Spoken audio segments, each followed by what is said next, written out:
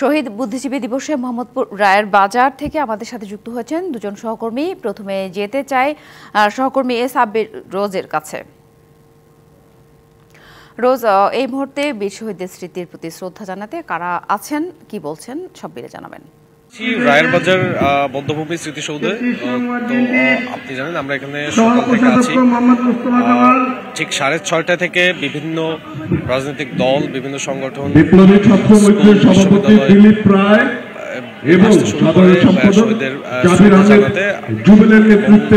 আমরা দেখেছি উপদেষ্টারাও আসছেন। ক্রমেই মানুষজন বাড়ছে জাতির বীর শহীদদের শ্রদ্ধা জানাতে। আপনি জানেন আজ থেকে 53 বছর আগে আজকের এই দিনে একটি জাতির 1000 বছরের পিছিয়ে যাওয়ার গল্প রচিত হয়েছিল এই বুদ্ধিজীবী হত্যার মাধ্যমে, এবং এই ঘৃণ্য চক্রান্ত আমাদের বাহিনী ও তাদের দোসরদের কারণে বাঙালি জাতি পিছিয়ে যায়। তো সেই জায়গা থেকে আজকে সবাই শ্রদ্ধা ভরে স্মরণ করছে জাতির এই বীর সন্তানদের। শ্রেণীর মানুষ বিভিন্ন রাজনৈতিক দলের নেতাকর্মীরা যেটি বলছেন যে গত স্বৈরাচার আমলে তারা মুক্তভাবে এই জাতির বীর সন্তানদের শ্রদ্ধা জানাতে পারেনি। এইবার পরিবর্তিত প্রেক্ষাপটে এই শ্রদ্ধা জানাতে পেরে তারা আবেগঘন একটি মুহূর্তের মধ্যে দিয়ে যাচ্ছে বলে জানিয়েছেন। এবং আপনি জানেন কিছুক্ষণ আগে প্রতিরোধ বিষয়ক উপদেষ্টা বলেছেন যে গত স্বৈর শাসকের আমলে যাদের এই বীর সন্তানদের প্রকৃত যে রাষ্ট্রীয় মর্যাদা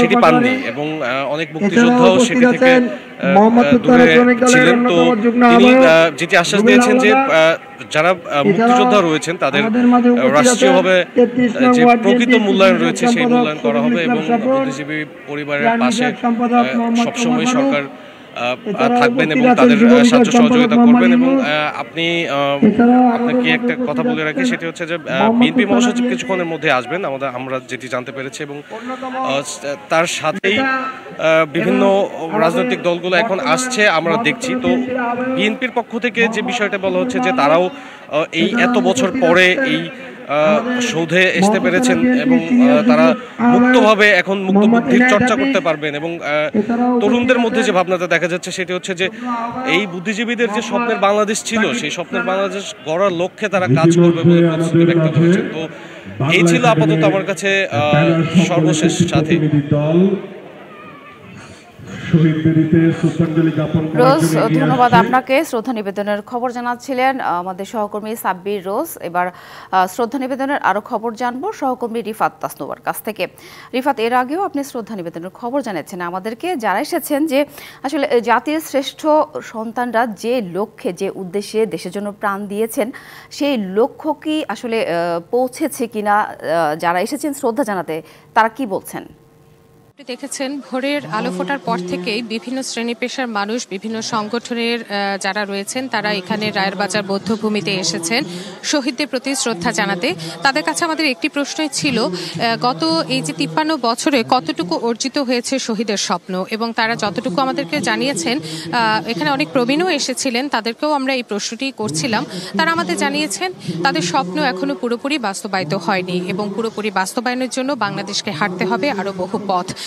আপনি দেখতে পাচ্ছেন এখানে অনেক ছোট ছোট কোমলমতি শিশুরা এসেছে, তাদের বাবা মার হাত ধরে তারা লাল সবুজের পতাকা উড়াচ্ছে, এবং শহীদদের যে দেখে যাওয়া পথ সেই পথের কথা তারা তাদের শিক্ষকদের কাছ থেকে জেনেছে, তারা জেনেছে তাদের বাবা মায়ের কাছ থেকে।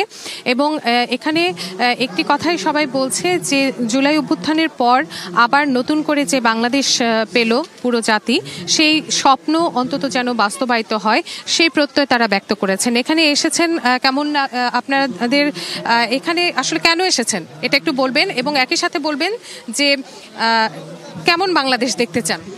আসলে এখানে আমাদের শহীদদের ভাইকে শ্রদ্ধা জানানোর জন্য আমরা এখানে উপস্থিত হয়েছি। আমাদের স্কুলের প্রত্যেকের এখানে এসেছেন, এবং আমাদের বাংলাদেশকে আমরা উন্নত মানের বাংলাদেশ দেখতে চাই, স্মার্ট বাংলাদেশ দেখতে চাই, এতটুকু আমার প্রত্যাশা। ধন্যবাদ জানাচ্ছি। আপনি দেখছিলেন একটি স্কুলের একজনের সঙ্গে আমরা কথা বলছিলাম।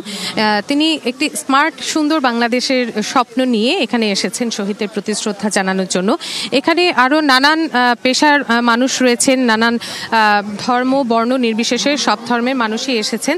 তাদের সবারই একটি প্রত্যয়, জাতি ধর্ম বর্ণ নির্বিশেষে একটি সুন্দর বৈষম্যহীন রাষ্ট্র যেন গঠন করতে পারে এবং শহীদের দেখানো পথ যেন এদেশের মানুষ অনুসরণ করে।